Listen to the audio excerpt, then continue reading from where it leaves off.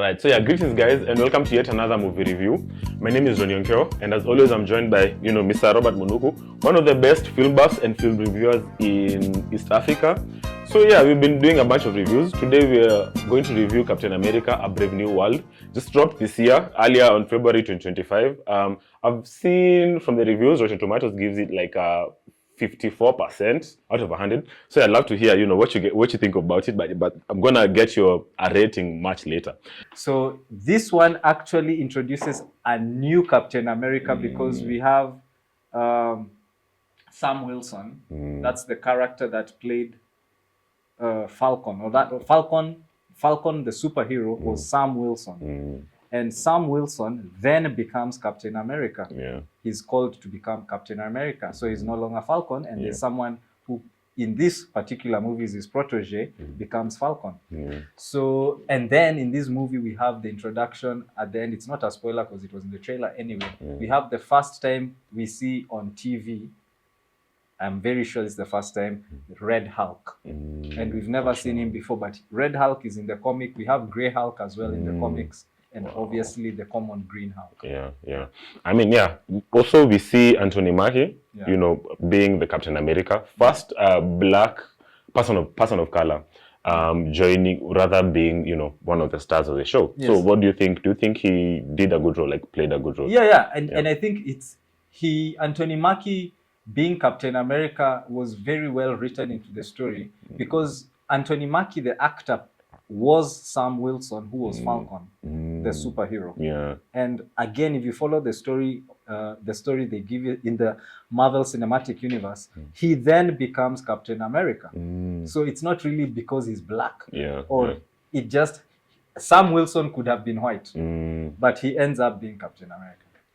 Okay, right. So I think my next question is, what do you like the most about the new Captain America movie, A Brave New World? It is a fresh take on the franchise. Yeah. People did not like the fact that maybe Anthony Mackie transitioned from being Sam Wilson, who was Falcon, now to be Captain America. Yeah. But I think he pulled it off very well. I think the reviews were a bit harsh and unfair. They were not 54 really is too little. You see, I know Hollywood is trying to do some things like gender swaps, race swaps, unnecessarily. Yeah. You cannot do swaps without justifying them in the stories. And right now, I know maybe I'm jumping the gun. We are having the Fantastic Four coming out, and we have Silver Surfer, who is a superhero now being a woman, and we knew Silver Surfer the man. They are making one of the characters who was a woman in the old comics being a man. I think another thing that we see off of Captain America, it's high intense, impact and fights and just basically CGI and graphics. So I want to know, do you think what do you rate the CGI? Do you think it was nice, or they would have done any better? No, it was fantastic. I mean, Marvel is spot on with all their CGI. Tell me who does CGI better than Marvel? They do it, and DC, they all do a good job. Now how do they tell the stories with that CGI? Yeah, so Marvel is successful because it's piggybacking on the original format. Marvel, what we are seeing in the form of all these movies, the Marvel Cinematic Universe, is basically a large-scale adaptation of the comic book. Nice. Yeah, and now in this new Captain America, I think we see now a new Hulk. We are mostly just used to seeing the Green Hulk. Yeah, but I think you also mentioned there's a Red Hulk and a Grey Hulk. Yeah, in the comics, there's a Grey Hulk. I can't remember the Grey Hulk.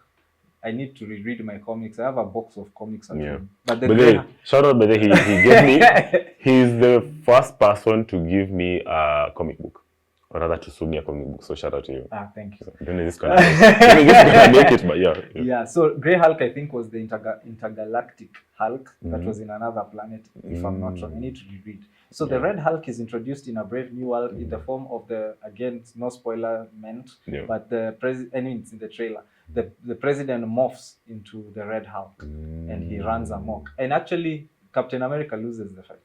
Oh, wow. He wins by diplomacy. He doesn't win by fighting. He talks him down and he changes back. And there's always this big debate among fans, who is the strongest superhero. People say it's Thor, but actually, who do you think though? I personally, because I don't know, I have a history of the comics and I've been reading the comics, and even there are people still who've been reading the comics even more than me. They still say Thor, but I think the strongest Marvel superhero is Hulk. Hulk is the most, his body is indestructible, he can regenerate, he can breathe in space. I mean, Thor can do that, but Yeah. and in Thor the movie, there's a Thor movie, the one that came before the last one.